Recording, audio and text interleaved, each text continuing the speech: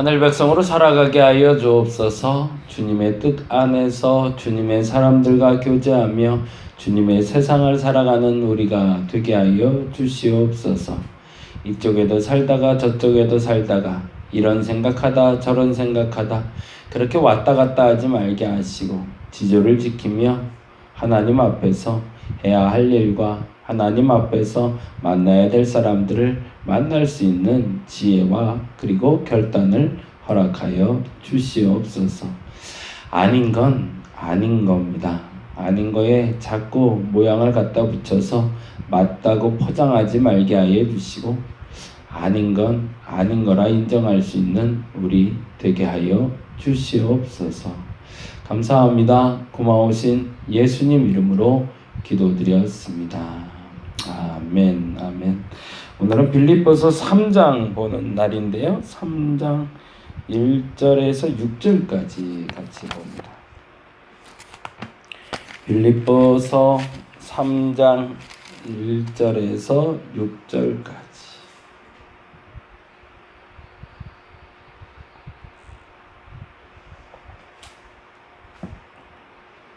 빌립보서 3장 1절에서 6절까지 같이 한 목소리로 천천히 읽겠습니다.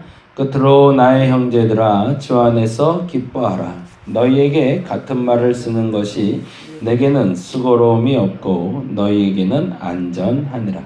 개들을 삼가고 행악하는 자들을 삼가고 몸을 상해하는 일을 삼가라. 하나님의 성령으로 봉사하며 그리스도 예수를 자랑하고 육체를 신뢰하지 아니하는 우리가 곧 할례파라. 그러나 나도 육체를 신뢰할 만하며 만일 누구든지 다른 이가 육체를 신뢰할 것이 있는 줄로 생각하면 나는 더욱 거러하리니 나는 8일 만에 할례를 받고 이스라엘 족속이요 베냐민 지파요 시브리인 중에 시브리인이요 율법으로는 바리새인이요 열심으로는 교회를 박해하고 율법의 의로는 흠이 없는 자라. 아멘.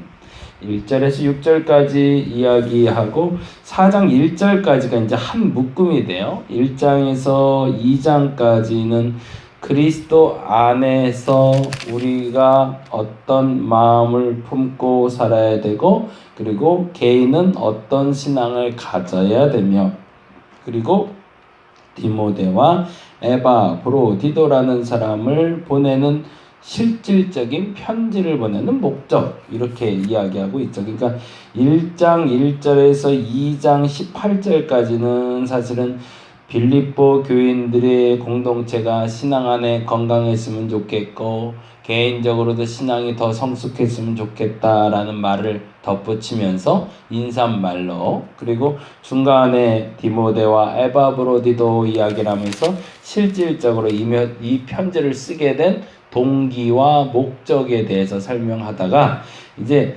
3장에 이르러서 실질적인 그들에게 뽑아내야 될 것들 그들에게 가시와 같은 것들에 대해서 설명하기 시작하는데 그게 바로 첫째는 율법주의자고요. 두 번째는 반도덕주의자라고 부릅니다.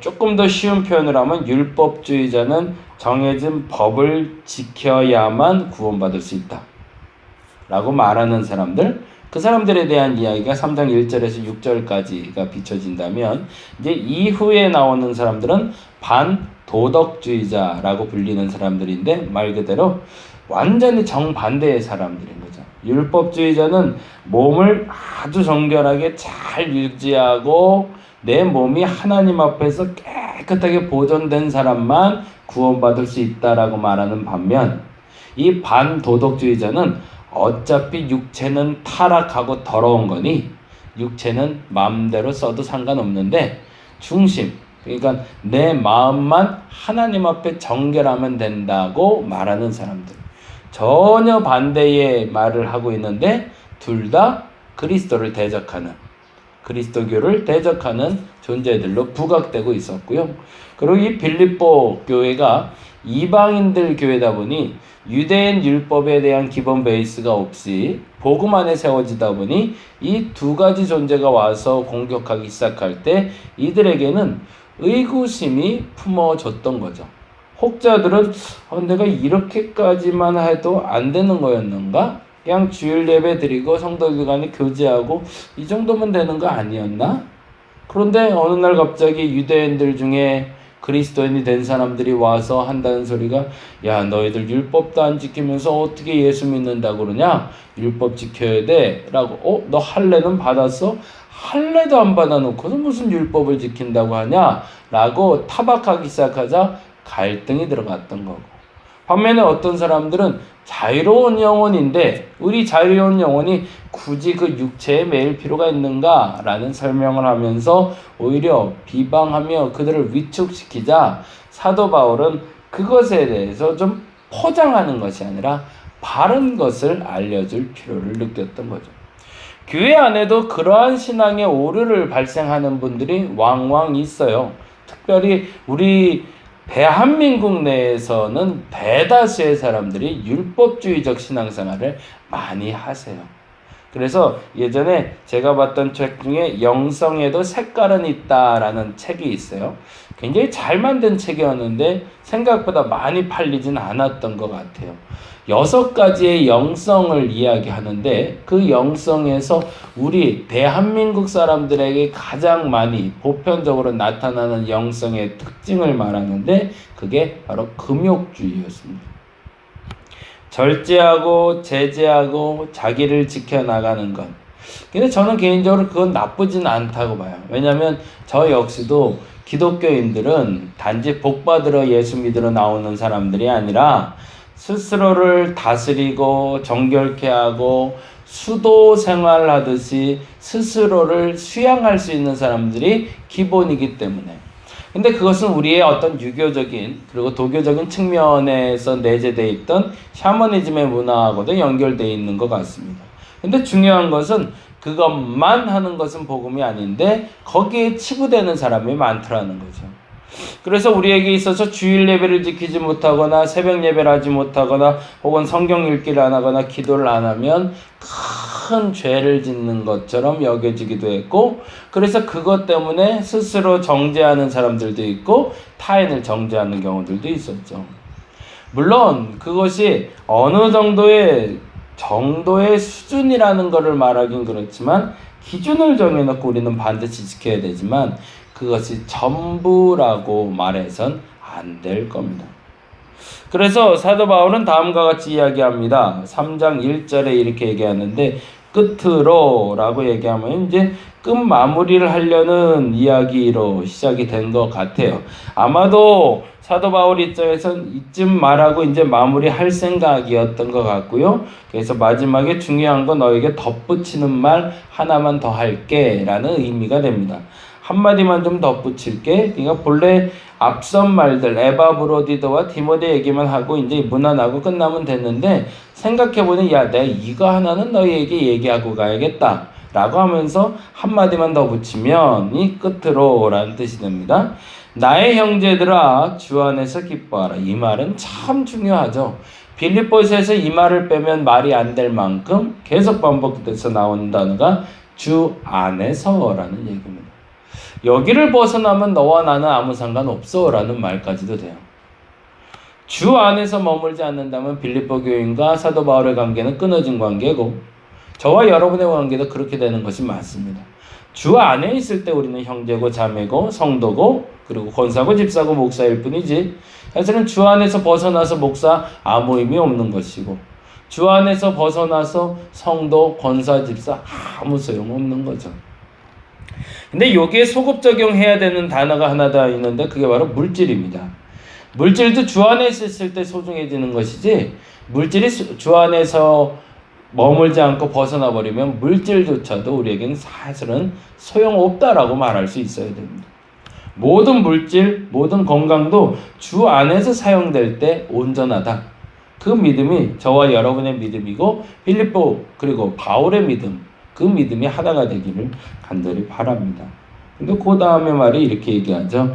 너희에게 같은 말을 쓰는 것이 거기다 줄을 좀 쳐놓죠. 사도 바울은 끊임없이 반복해서 빌립보 교인들에게 말해왔던 것이 있었던 거죠. 그냥 한두 번 이렇게 설렁설렁 지나가듯이 말한 것이 아니라 반복적으로 말했다는 말은 뭘까요? 두 가지의 의미가 있겠죠. 첫째는 너무 중요하다라는 것이 첫 번째고요. 두 번째는 그럼에도 불구하고 지켜지지 않았다라는 거죠. 너무너무 중요한 사실을 사도 바울이 반복적으로 말하고 있는데 그것이 너무너무 중요함에도 불구하고 빌립보 교인들에게 지켜지지 않는 부분이 있어서 그 부분에 대해서 내게는 수고로움이 없고 너희에게는 안전하다라는 표현을 씁니다. 내가 이렇게 반복해서 말하는 게 귀찮고 좀 번거로울 수는 있는데 그런데 이 번거로움이 내겐 별로 수고스럽진 않아. 왜? 너무 중요한 거니까. 그리고 반면에 너희에게 안전한 이유는 이것이 반복적으로 너희들에게 실천될 때 너희를 지켜갈 수 있는 도구가 될 수 있기 때문에 나는 반드시 이 말을 평생 너희들에게 해야 되겠다라는 얘기가 되는 거죠. 저는 다림목교를 세우면서 우리 교인들에게 반복적으로 수고로움 없이 계속 안전지대에 머물게 하기 위해서 했던 얘기는 바로 거룩한 습관이었습니다. 그리고 앞으로 그 얘기는 계속 하려고 합니다. 왜냐하면 그거는 우리 스스로를 그리고 저를 여러분을 올가매는 어떤 족쇄를 들리는 것이 아니라 기본을 세우려는 목적 때문에 그렇습니다. 이게 간절히 부탁드리는데 기본이 세워지지 않는 상태에서 성숙은 기대할 수 없습니다. 기본이 세워져야 성숙으로 나갈 수 있죠. 그래서 거룩한 습관에서 제가 요청드리는 건 말씀 생활의 시작입니다. 말씀 생활이라는 건 말 그대로 성경 읽기인데 이 성경 읽기는 멈추면 안 되는 겁니다. 근데 대다수의 제가 그 표현 많이 쓰는데 거룩한 습관이 깨진 사람 중에 시험에 안 드는 사람이 없습니다. 그리고 거룩한 습관을 지속적으로 한 사람 중에 시험에 걸렸다가 안 빠져나온 사람이 없습니다. 저는 그거는 장담합니다. 근데 안타깝지만 사람들이 안 하고 시험에 들거나 멈춰서 시험에 들더라는 거죠. 곰곰이 생각해 보시면 내가 시험에 들었을 땐 이 네 가지가 깨졌을 때예요. 첫째는 성경 안 봐요. 반복적인 성경 읽기가 멈춰버렸어요. 끊임없이 말씀에 은혜 받던 습관이 사라진 거죠. 그냥 성경을 보라는 얘기가 아니라 더 정확히는 성경을 보면서 하나님의 말씀이 내 마음에 콕콕콕 찔러지던가 아멘 소리가 나와줘야 되는데 보고는 있는데 이게 뭔 말인지 모르겠고 그냥 동화책 보듯이 소설책 보듯이 반복적으로 100번 1000번 봐봐야 아무 소용없다는 거죠. 한 번을 보더라도 진솔하게 보되 그 말이 내게는 찔림이 되거나 내겐 감동이 됐을 때 그것이 성경 읽기가 지속됐다고 말하는 겁니다. 그런데 그렇게 읽지 않고 성경 봤다고 말하거나 그렇게 읽지 않고 시험 들었다고 말하면 사실은 기본을 안 하고 신앙을 잃었기 때문에 다시 세워줄 수 있는 방법이 없습니다. 두 번째는 기도입니다. 기도 역시도 동일하게 가장 중요한 건 기도의 지속성입니다. 근데 지속하는 것도 그냥 단지 앉아있다 기도 시간에 내가 그 시간을 지켰다가 중요한 것이 아니라 동일한 현상이 나타나야 됩니다. 기도하다 보면 내 마음에 찔림이 와야 됩니다. 자꾸 이렇게 기도하면 안 되는데 내 기도가 잘못된 거 아닌가? 이렇게 기도해야 되지 않을까? 이 기도해야 되지 않을까? 자꾸 이런 생각이 들면서 기도에 대해서 내게 찔림이 되거나 내게 감동이 되는 것이 반복되는 습관이 있는 사람은 결코 시험에 들지 않습니다.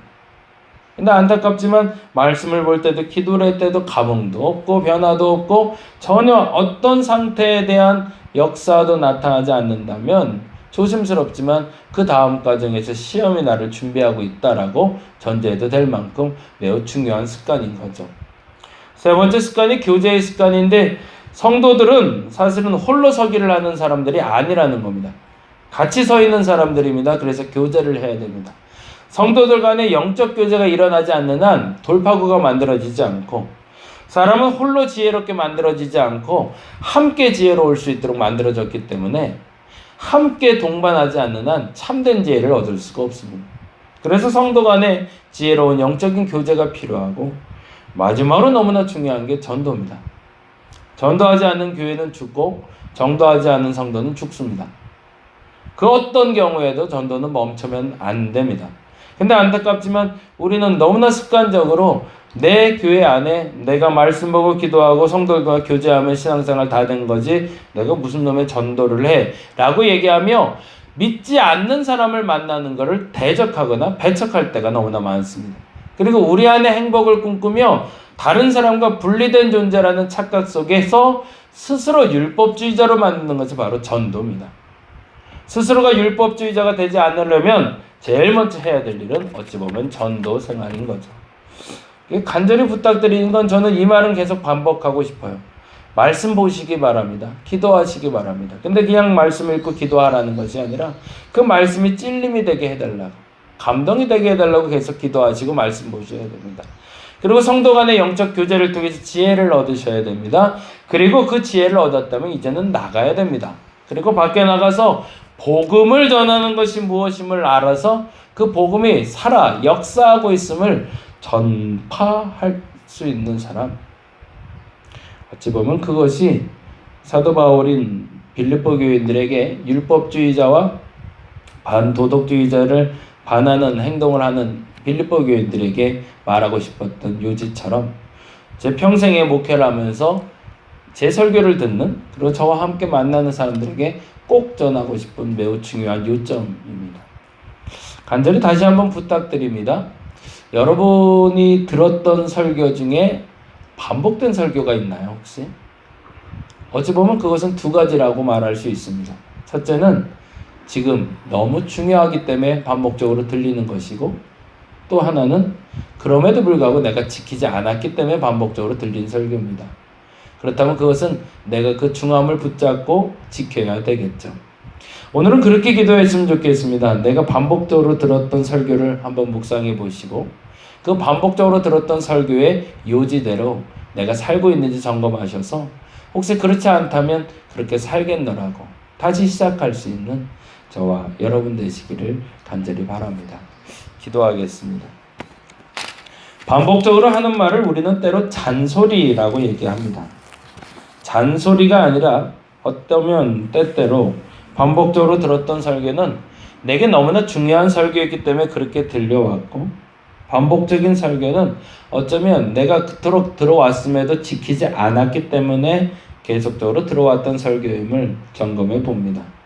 나는 어떤 설교를 많이 들어왔을까? 익숙한 설교가 무엇인가가 아니라 반복적으로 내가 들었던 말씀, 기도, 설교를 점검해 보게 하시고 실천하지 못한 것이 있다면 오늘 이 시간 이후로 실천하는 우리가 되게 하여 주시옵소서. 감사합니다. 고마우신 예수님 이름으로 기도드렸습니다. 다 같이 기도하고 돌아가도록 하겠습니다.